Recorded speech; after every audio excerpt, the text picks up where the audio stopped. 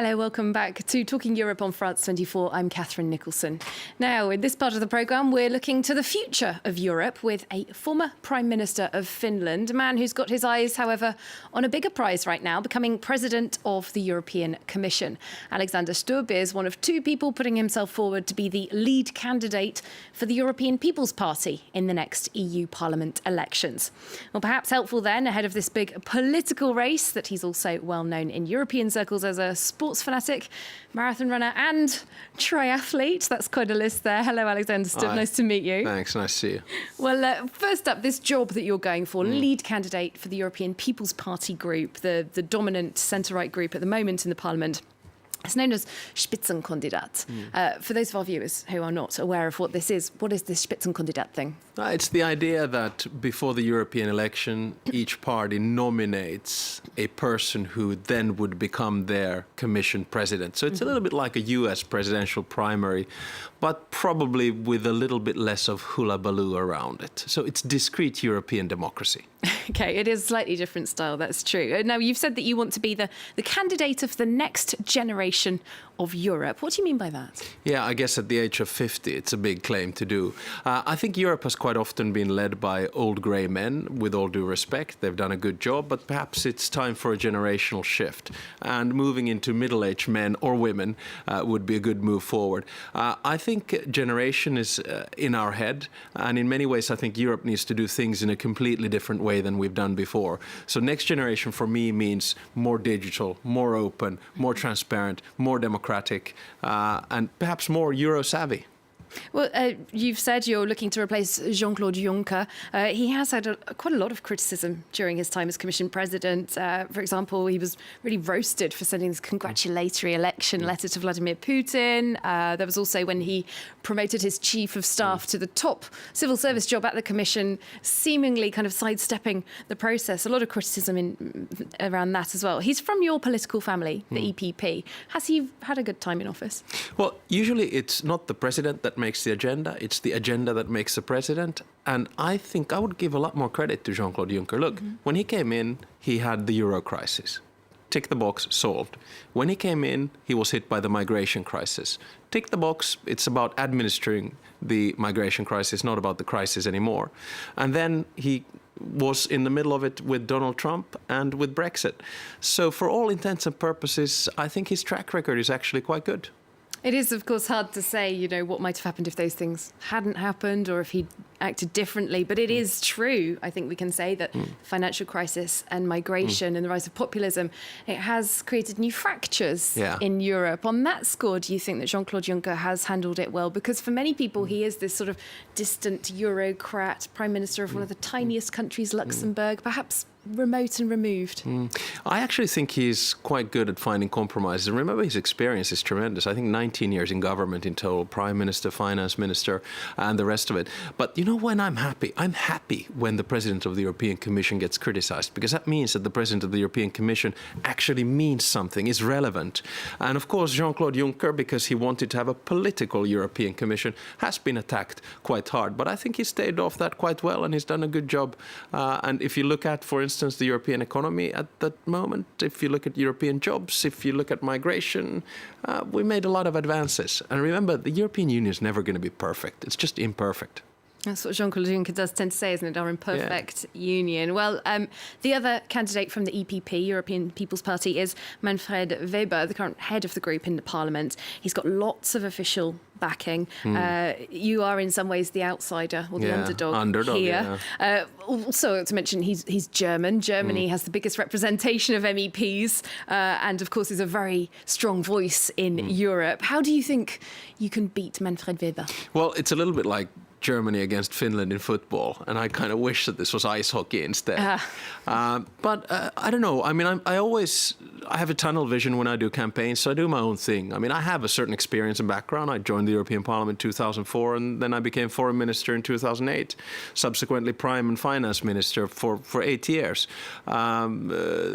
I might have some advantages that he doesn't, and vice versa.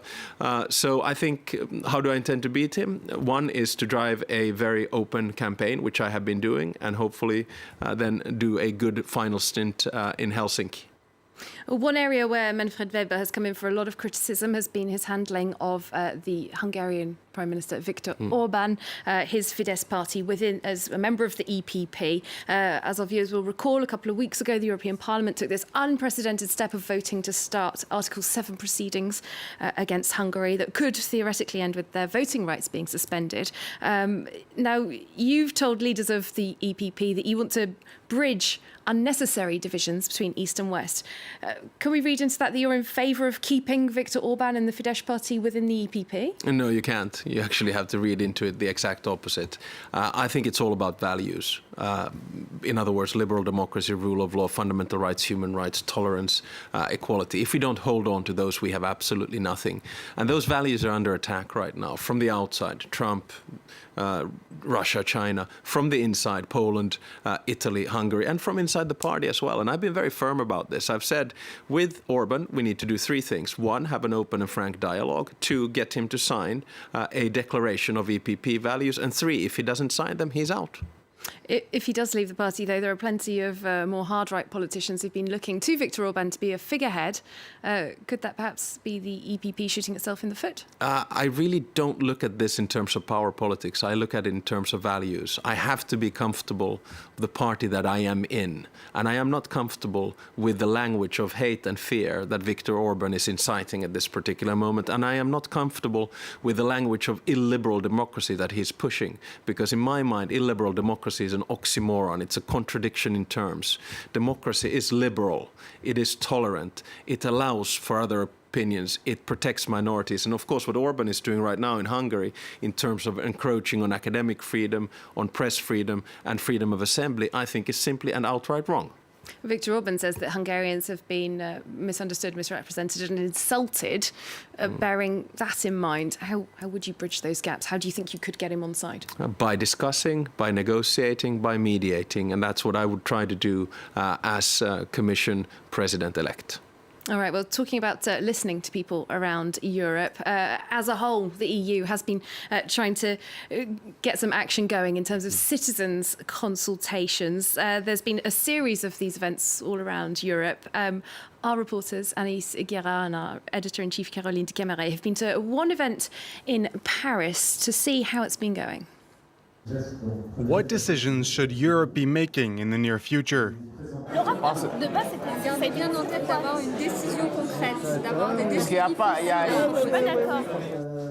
Teachers, businessmen and women, interpreters, encompassing all ages. This panel of 50 individuals was chosen to attempt to represent French public opinion. They had one full day to think of 12 proposals for the European Union. It's so hard to make decisions when there are 27 members. There are 50 of us right here, and we can't agree on everything. I really don't know if we'll succeed. We can't promise that a decision proposed by a citizen will be enacted by the EU. But we've already come so far. For the first time, 27 member states are holding these consultations at the same time. All institutions are involved. Bringing Europe closer to its citizens, an attempt to combat abstentionism and the rise of Eurosceptic parties within the EU. These debates must revolve around the upcoming European elections. For the first time, there will be an existential challenge. There are women, men, political parties who wish to destroy Europe as it is. If we don't see European policies and proposals who reflect what the people want, then Eurosceptics will be given an easy ride.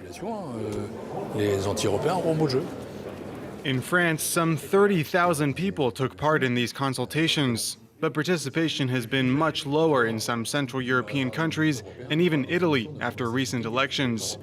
These Europe-wide consultations are now drawing to a close. The proposals will be sent to heads of states in December. The online consultation, though, is still open, an opportunity for 450 million EU citizens to let their voice be heard. Well, Alexander Stubb, we saw in that report that some of the people taking part in these consultations aren't totally sure if they're really going to lead to anything. It has to be said, you're a very pro-European person. Not all Europeans share your zeal, however. Why do you think Euroscepticism has grown to this point? And are consultations like this part of the answer? Well, I think consultations like this are part of the answer in the sense that we need to discuss Europe. We need to sort of touch the hearts and the minds of people and really talk about what Europe means. And we saw that actually in the aftermath of Brexit and the election of Donald Trump. People finally thought that, wow, this is European. Now, why did populism emerge? Simple answer. The EU has 4 aims: peace, prosperity, security, and stability. It's done well on peace and prosperity, but in the past 10 years, the notion of security was shaken because of the migration crisis, and the notion of stability was shaken because of the euro crisis. And then people start looking for alternative solutions. And don't blame the voters for seeking populists. Try to look at yourself in the mirror and think, hey, what could I do better in order for sensible, mainstream, pragmatic European politics to be advanced? It has to be said as well that during the last decade, income and social inequality has not been improved in the EU. There have been studies, I read one from Sweden, that noted a clear correlation between the rise of far-right support in Sweden and growing social inequality.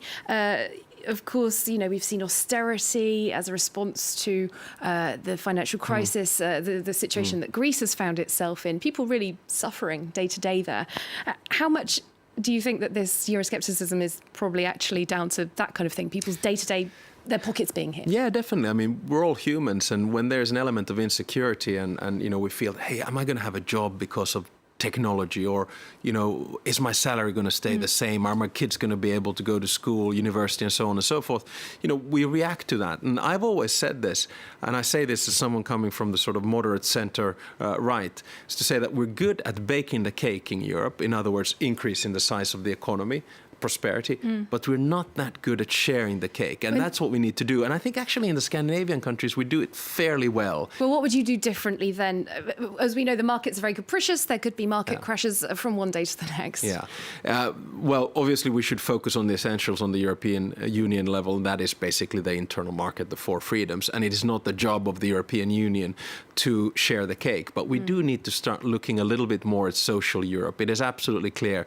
Think about ways in which we can invest more in issues that have to do with fairness, with justice, and with social Europe.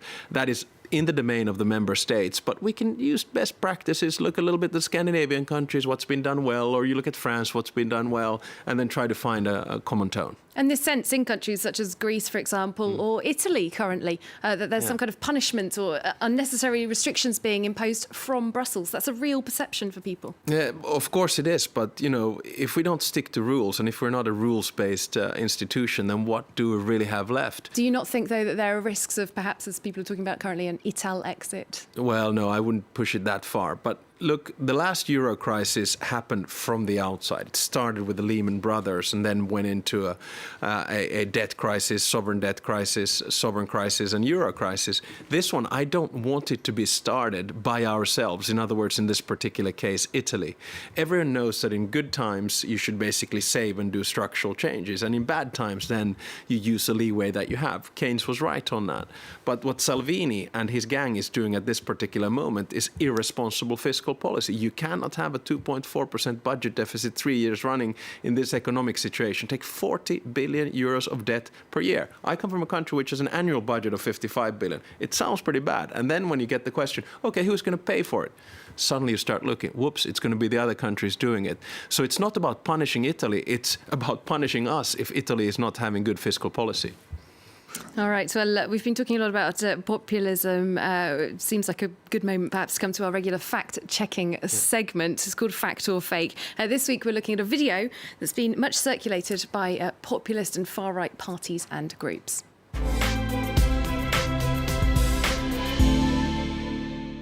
This week we're asking, how did a violent incident involving an Italian national come to be turned into anti-immigrant propaganda? This video was posted online with the headline, "An illegal immigrant hits a German with a bottle." It shows, as you can see, a dark-haired man shouting, "I am from Afghanistan" in German, and hitting a blonde man with a bottle. Except all is not what it appears to be. The incident happened in Konstanz in southern Germany. Police there arrested the attacker, who was in fact a 16-year-old Italian. On August 1st, state prosecutors and police published a joint statement condemning the deliberate misinterpretation of the video online. The German investigative website Correctiv also debunked the claim. Despite all this, the video is still circulating and attracting racist comments on several platforms. Among them, the online TV channel of the French far-right party Rassemblement National, formerly National Front, and still attracting anti-migrant comments despite the truth being made public.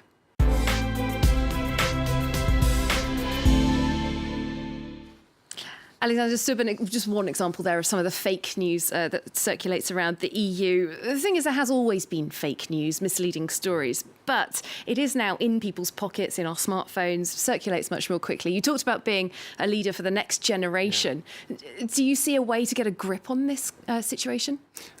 Yes, I think the digital revolution will change not only the economy and work, but also politics and media. And I think with politics and media, we have to start being better at fact-checking, at finding information and sources. And I hope that with technology we can improve that, but also with some common sense. I mean, I look at my children who are 17 and 14. They're pretty good at checking their facts and understanding what it's all about. But you know, unfortunately, right now, there's a lot of fake information out there. And the more you keep on repeating it, the more true it suddenly becomes. So it is certainly something that we need to work on. All right, well, unfortunately, that's all we've got time for in this programme. Thank you very much, Alexander Stubb, for talking to us here on Talking Europe. Thanks. And thank you very much for watching as well. You can find this and all of our programmes online, france24.com. For now, though, we'll see you next time for Talking Europe.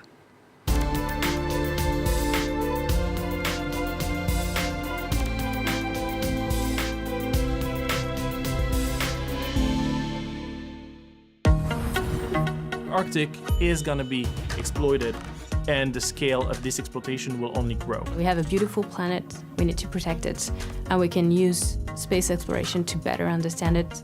Now we've moved from, is that real, to what do we do about it? Join us on Down to Earth, where we explore the incredibly complex relationship between humans and our planet. We're here to ask the tough questions and find answers that may just surprise you. Down to Earth on France 24 and France24.com.